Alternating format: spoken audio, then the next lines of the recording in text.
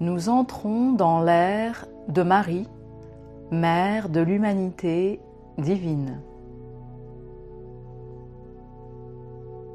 La Vierge Marie, mère de Jésus-Christ, est connue par beaucoup sur terre, par l'intermédiaire des religions essentiellement, du christianisme, du judaïsme d'où elle vient, en tant que Myriam, et de l'islam, Mariam, la mère de Jésus.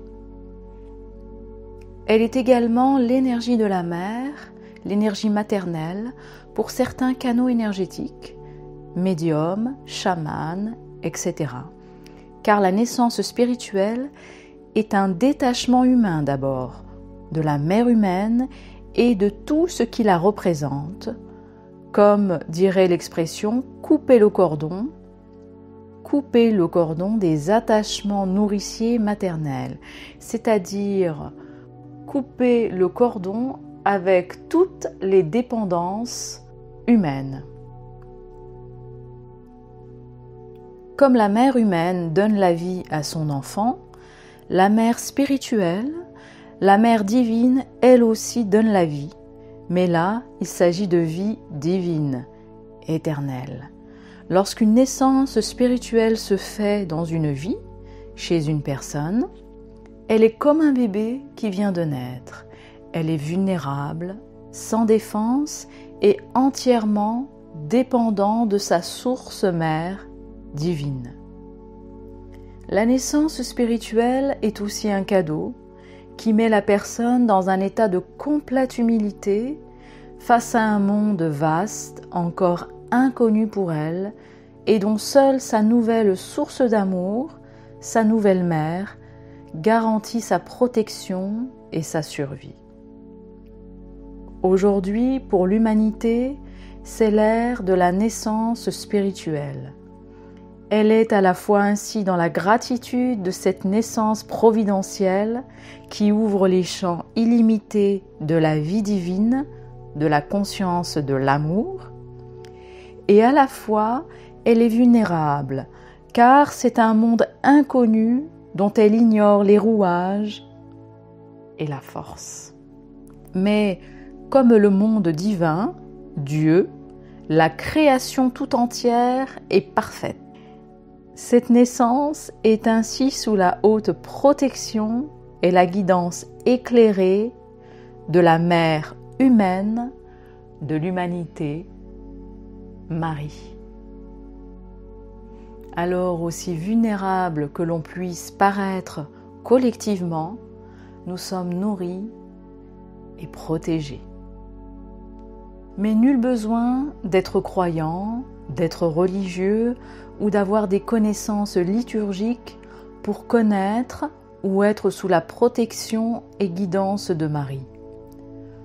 Lorsque vous êtes sur votre chemin de retour à la source, vous rencontrez cette énergie, que vous lui donniez ce nom ou pas. C'est l'énergie féminine d'amour et de protection que vous allez rencontrer, côtoyer, accueillir, car ce sera votre unique source de réconfort. Car comme l'expression « tout ce qui est en haut est comme ce qui est en bas », c'est-à-dire ici sur Terre, l'humain, lorsqu'il arrive sur Terre, lorsqu'il naît d'un père et d'une mère, et il dépend à la naissance entièrement de sa mère, dont le bien-être d'ailleurs dépend de la présence et le soutien du père. Cette dépendance maternelle est toute naturelle, sans que le bébé ait à s'en soucier. Mais il souffre et ne peut vivre sans sa mère. Au ciel, dans la vie divine, c'est pareil. L'énergie maternelle est la première énergie que nous découvrons. Car oui, c'est une découverte. Dans le divin, rien n'est transmis finalement. Tout est découverte, révélation. Car nous sommes déjà tout et découvrons progressivement des parties de nous-mêmes. Et là, ce que nous découvrons, c'est l'énergie maternelle divine qui se révèle à nous en premier, en nous. Cette énergie maternelle, au départ, elle n'a pas de nom.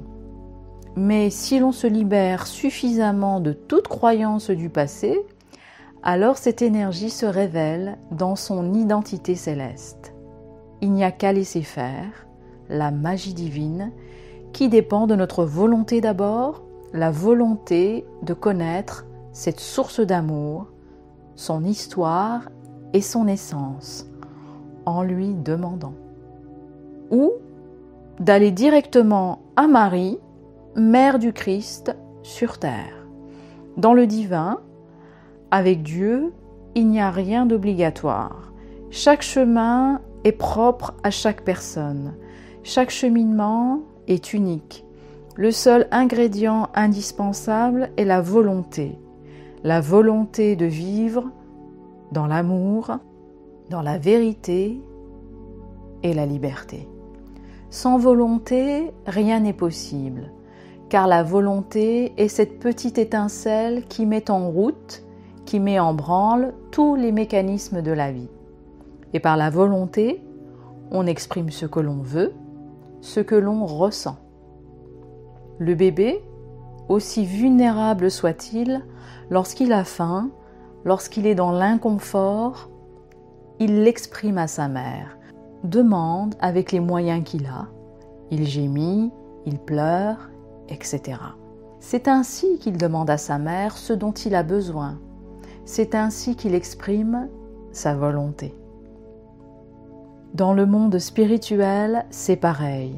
Demander, exprimer sa volonté, son ressenti à la source divine. Alors chacun peut prendre différents chemins pour communiquer avec cette énergie nouvelle, maternelle, divine. Mais il y a des raccourcis, des chemins plus directs.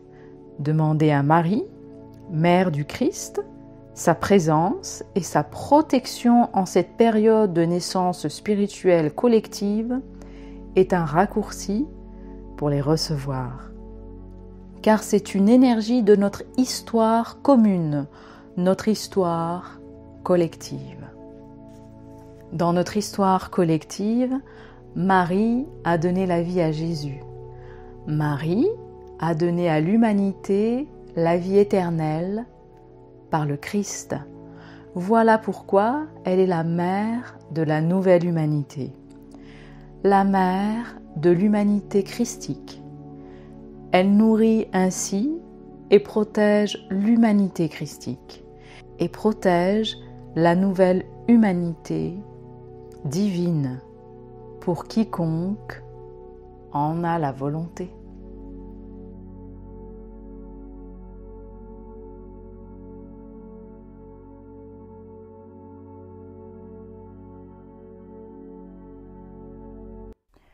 Vous aimez mes vidéos ?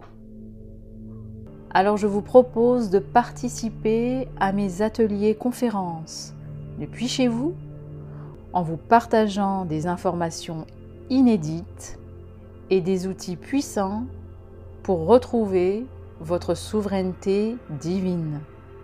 Vous trouverez toutes les informations nécessaires aux inscriptions et aux demandes de renseignements sous la vidéo.